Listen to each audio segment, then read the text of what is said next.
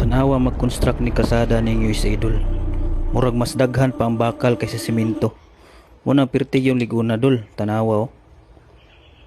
Oh. Usa nila butangan og espalto.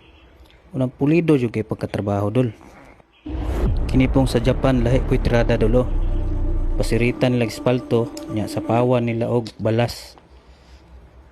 Pagkahuman, butangan dayag espalto nga baga mo na lang finished product. Imagina ra guni dolo. Alas 11 sa gabi gisugdan ang trabaho. Pero alas 7 sa buntag dol, murarag way nahitabo. Kaning sa China lahi po'y tirada dol. Tanawa nilang pag-construct og kalsada oh. Paspas po kay dol. Kanang puti nga nagsunod dol mo na tigpauga sa semento. Tanawa dol pating dali ara mahuman. Kani gi kuyaw kay dol. Patuloy tayo nagbubukas at nagkukumpuni. Sa Pilipinas ra ka makakitag kalsada dol nga bisag wala pa naguba. Giayo na pod. Tanawa oh. Kuyaw jud kay mo trabaho ning taga DP dol. Pirtig yung kugihana. Tanawa dol oh.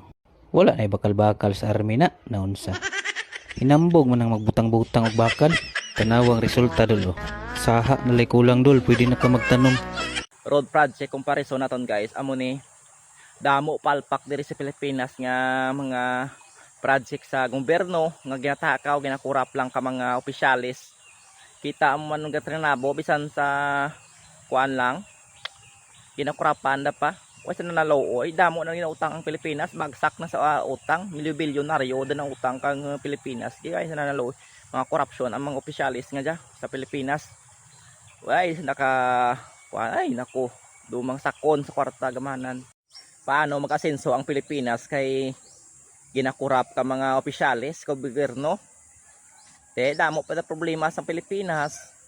Utro man ang mga kurap nga ran. Naman sigbola ka budget ka mga project nga amo dya project ko no ay mabolsahan da do ay nako sa mga tao sa Pilipinas nga dya only in the Philippines lagi na mga sakon nga tao pati ibang bansa nagapauto-uto damo problema unahon da pang mangurap.